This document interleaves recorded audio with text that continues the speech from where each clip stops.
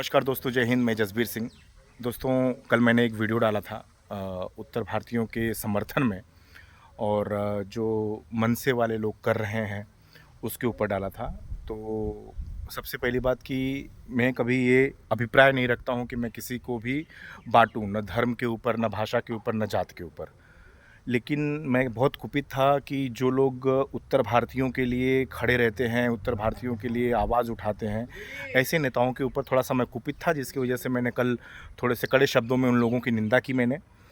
मैं आप लोगों से एक ही आग्रह करूँगा कि ये हिंदुस्तान है, ये भारत है और चाहे महाराष्ट्रियन भाई हो, चाहे तमिलियन भाई हो, कोई भी हो, चाहे उत्तर भारतीय हो, सब लोग बचपन में हम लोग जब स्कूल जाते थे तो एक प्रतिज्ञा लेते थे, सभी भारतीय मेरे भाई-बहन हैं। तो उस भाई-बहन के रिश्ते को ताक पे रखकर हम लोग भाषा की लड़ाई लड़ रहे हैं। ये कहाँ तक उचित है? दोस्तों, कुछ समय पहले हम धर्म की लड़ाई लड़ते थे और आज भाषा की लड़ाई लड़ रहे हैं। मतलब कब तक बाँटा जाएगा?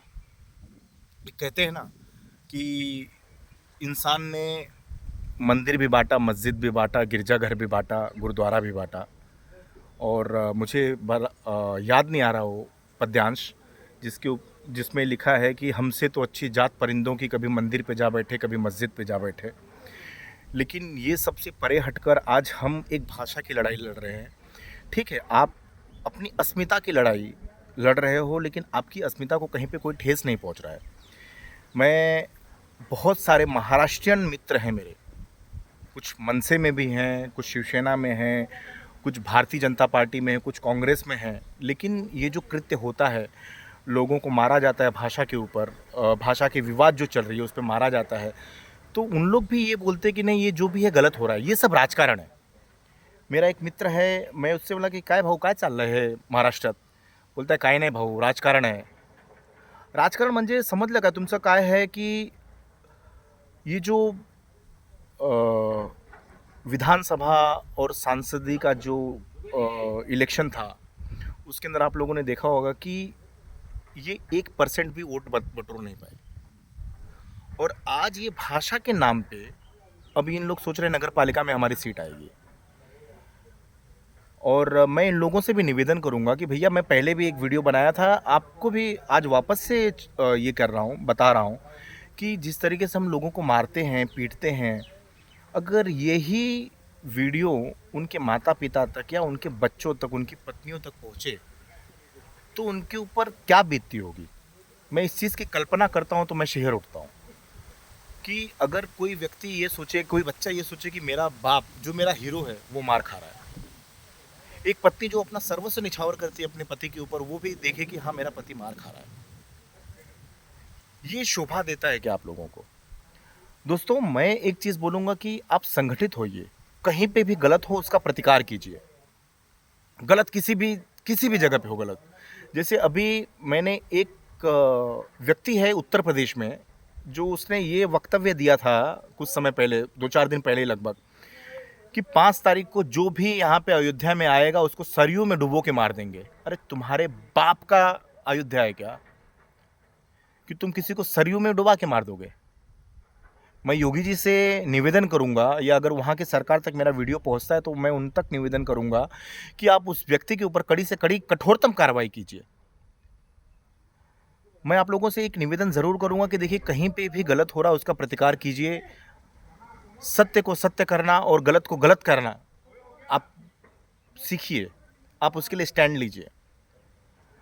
और रह गई बात नेताओं की, तो नेताएं, बहुत सारे नेता ऐसे हैं कि जो इन्हीं सब चीज़ों के ऊपर रोटियां सेक रहे हैं और रोटियां सेकते सेकते अपना घर बन रहे हैं। और हम क्या करते हैं कि उनके बहकावे में आके कभी हम उत्तर भारतीय बन के छाती चौड़ी करके चलते हैं, कभी हम मनसे वाले बन के चलते हैं, कभी हम शिवसेना वाले बन के चलते हैं, कभी हम बीजेपी वाले बन के चलते हैं। लेकिन इसका सबसे बड़ा, अगर जो गलत हो रहा है तो सबसे बड़ा हस्तक्षेप सरकार को करना चाहिए कि अगर ये गलत है, देखिए भाषा का सम्मान होना चाहिए। आज भाषा का सम्मान होना चाहिए। मैं भाषा में,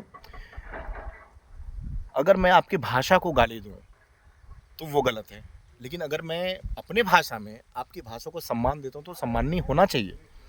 और जैसे आप लोगों ने देखा होगा कि बहुत सारे उत्तर भारतीय भी होंगे, बहुत सारे महाराष्ट्रियन भी होंगे जो उनके संपर्क में उत्तर भारतीय महाराष्ट्रियन होंगे एक दूसरे के। जब कभी अपनी भाषा बोलते हैं, जैसे हम लोग ही बोलते हैं, तो बाद में हमारे गांव वाले या फिर हमारे जो दोस्त होते हैं उन लोग बोलते हैं, अरे काफ़ी अच्छा मराठी बोल लेते हो यार, मुझे भी सीखना है। देखिए, सीख जाएंगे लोग। अभी जो आने वाली पीढ़ी है, स्कूल में पढ़ रहे हैं, उनके बच्चे बिल्कुल सीखेंगे। आप उनके ऊपर थोपते हो कि जो दिमाग से भी मोटे होते हैं, पैदल होते हैं, वो सिक्योरिटी का नौकरी कर रहे हैं। बहुत सारे लोग हैं, मैं सबको ये नहीं बोल रहा हूँ कि सब लोग दिमाग से पैदल इसके लिए सिक्योरिटी की नौकरी कर रहे हैं। हम लोग अगर लड़ना है तो हमको महंगाई के मुद्दे पे लड़िए, बेरोज़गारी के मुद्दे पे लड़िए। अगर किसी के साथ में गलत हो रहा है तो उसके ऊपर लड़िए। वीडियो थोड़ा बड़ा हो रहा है, हो, लेकिन मैं जो बात कहता हूँ, मैं वो डंके की चोट पे कहता हूँ। गलत है तो गलत है, सही है तो सही है। और अगर किसी को भी ये बात मेरी गलत लगती हो तो उसका प्रतिकार कीजिए, मुझे कहिए। मैंने जो कल वीडियो बनाया था उसके ऊपर मुझे 2-3 लोगों के फ़ोन भी आए थे।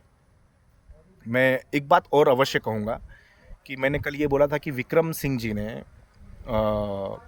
आवाज़ उठाया, लेकिन कब उठाया? जब किसी व्यापारी के ऊपर हमला हुआ तब उठाया।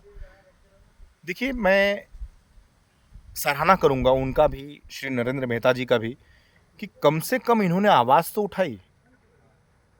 गलत के लिए गलत तो कहा, भले से व्यापारी था या कोई था, मारवाड़ी था, कोई भी था, लेकिन गलत के लिए गलत कहा।